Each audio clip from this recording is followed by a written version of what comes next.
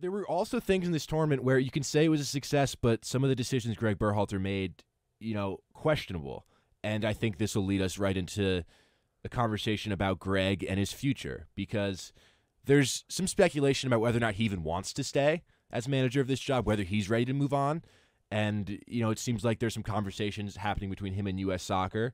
But should, James, I'm going to start with you on this one. Should Gregg get the choice to stay or leave, or do you think he should, essentially just, are you Gregg in or Gregg out at this point? Do you think he showed enough of this tournament to lead us, through another cycle, or maybe if not another cycle, at least the next couple of years?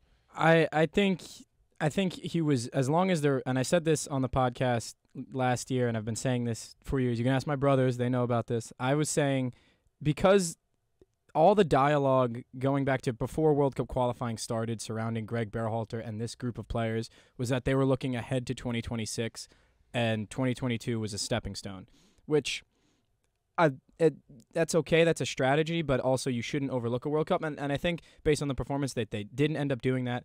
For that reason, I think it would have taken a disaster in Qatar for Gregg to have not been at least offered the job again.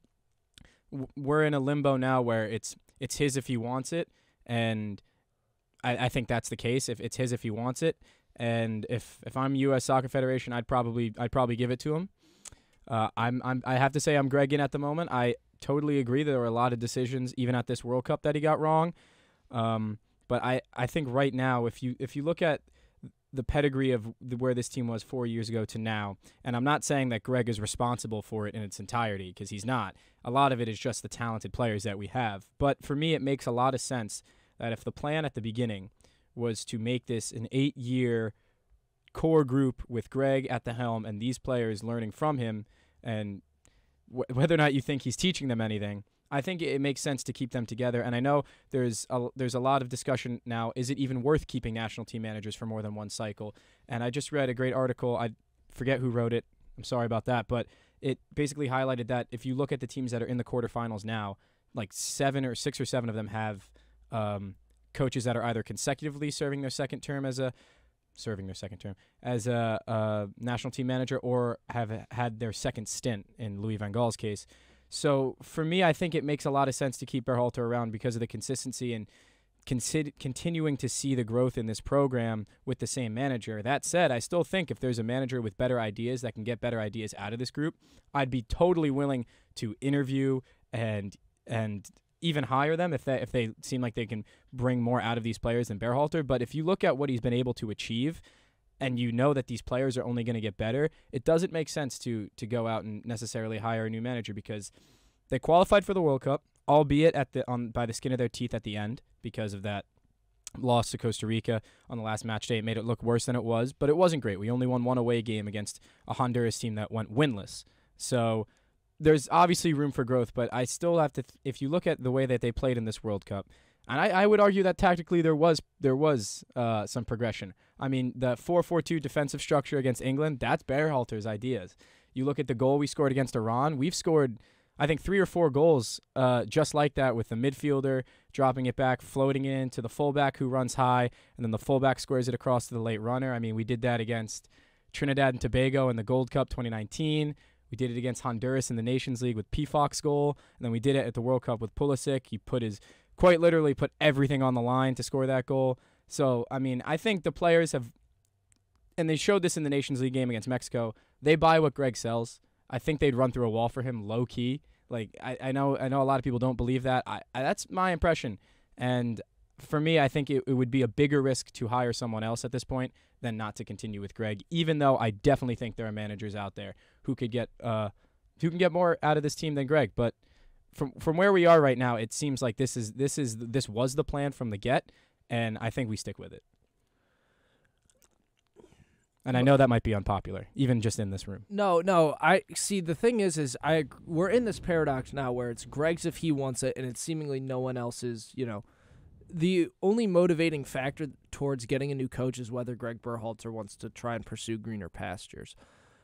The only thing why I'm skeptical of Gregg going forward is if you looked at his coaching resume prior to joining the U.S. men's national team, and I'm not saying that, resume is indicative of everything. You need to go coach in the Big Six in Europe to, ensure that you're going to be a good manager at the international level, because that's not the case.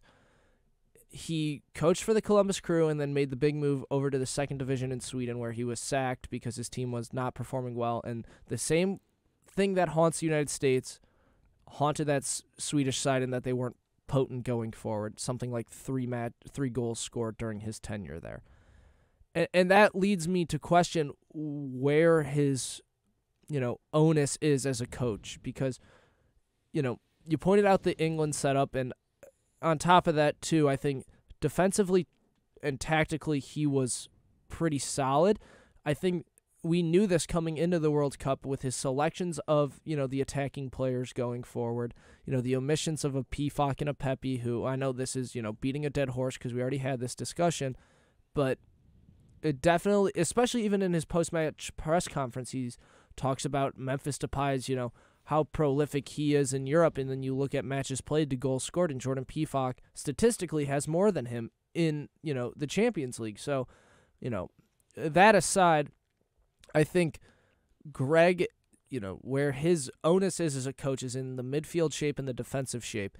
And just as we saw with the Swedish team, there's still a glaring, question as to what can this team do going forward. And, I agree that the United States saw 2022 as a stepping stone to, get better for 2026.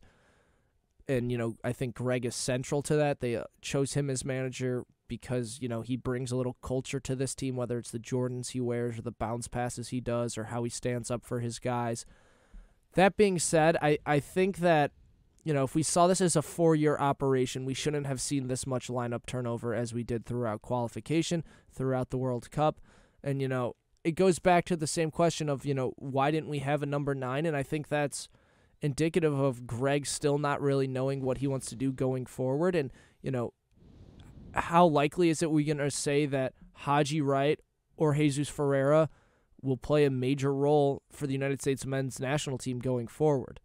Will they be included in camps? Certainly, but I don't think the performances we saw from those guys indicate that they are going to be playing, at the top pedigrees that maybe Jordan Pifak's ceiling is at, or, Ricardo Pepi's on the tear in the Eredivisie, and, Josh Sargent's only getting better in the championship, and, obviously his injury kind of sidelined him from competing in that Dutch game.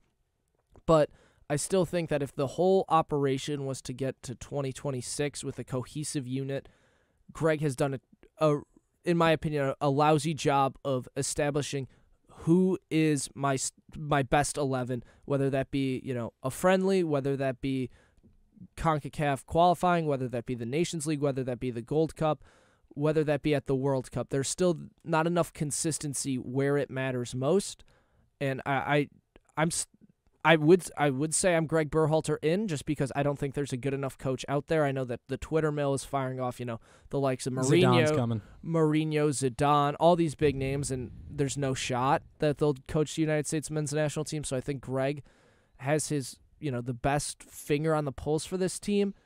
But I think that U.S. Soccer Federation should try and find a way to implement, more outside voices into this squad, hiring tactical instructors that are more akin to the soccer that's played by the best guys on our team, and help Gregg find out who his 11 for 2026 is as soon as possible and get them playing one cohesive unit of soccer. Because my last point is, when you see guys like Shaq Moore introduced or, Jesus Ferreira introduced, you can see the style of soccer that they're playing is completely different than from what's being played around them. So I think that Gregg needs some help, but I still think he has the job so long as he wants it.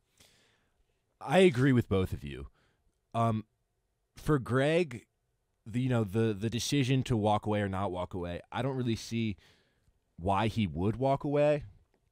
He's making $1.3 million. I think the opportunity to lead your national team in a World Cup on home soil, that's not something that a lot of managers get the chance to do. And I think he really loves these guys. I think these guys love him. And I think the culture that he's built is something that should be complimented. despite what you might think of the decisions he makes tactically. I think there's been a real brotherhood that's been formed in this national team, and I think these guys have all grown up together and they love each other. And I think that's something that's really important for this future success of this program as more young guys start to get introduced and they see the culture of this team and they think that's something they want to be a part of. I think beyond that, you know, the tactically is the other big issue, and right now we don't score enough goals, and that's we're solid defensively. We're pretty solid in the midfield, you know, despite some lapses against the Dutch. But going forward remains the big issue, and the glaring spot, of course, is a 9.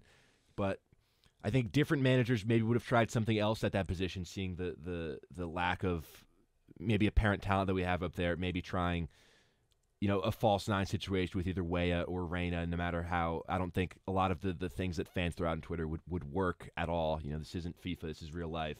But I think the lack of goal scoring threat that we had, you know, James, you said, yeah, we had those nice, you know, diagonal balls from towards our fullbacks. Such a beauty. Yeah, but I mean, those have happened like 3 times, yeah. and it should be happening more. Totally. But you can see that the ideas are there, and I don't think Gregg did anything at this World Cup that warranted him getting, you know, fired. And I think he's gonna stay, and I'm not really mad about that. I think there's obvious things that need to be fixed, you know, from a tactical perspective. Like set pieces, we cannot be that bad on set pieces going into a tournament. You know, there's rumors now that we could host the 2024 Copa America. You know, going into a tournament like that, you need to have the ability to score off set pieces in your back pocket. It can't just be, you know, a cross in that's headed away every time. There's got to be some kind of more creativity there. And, you know, the fact that we hired a set piece coach for this tournament, like what did that guy do? What were they doing on the training ground? Show up and collect a paycheck. I mean, I think some of our set pieces were some of the worst I've seen. And when Pulisic was delivering a good ball, someone was heading it away, and our runners weren't making the right runs. So obviously there's a lot to work on tactically still, but I think the identity and the culture of this team is moving in the proper direction towards 2026. And I think unless, like Keenan was saying, unless some world beater manager is available and wants to coach us, I think Gregg is probably the best we can get right now. And for what it's worth, I mean, obviously, tactically, we have said this for now years. Gregg is not the best manager possible for this team. But I would still argue that even if it was just been moments, it has looked better overall. I mean, going into this World Cup, did you think we were going to control the game against Wales in the first half that much? Probably not. Did you think we were going to even have like a foot in the door to win that England game? Definitely not. And I was still skeptical going into the Iran game because I knew we needed a goal to win, and they went and did it. So, I mean, yeah, there's so much to improve on and so much potential that they need to tap into.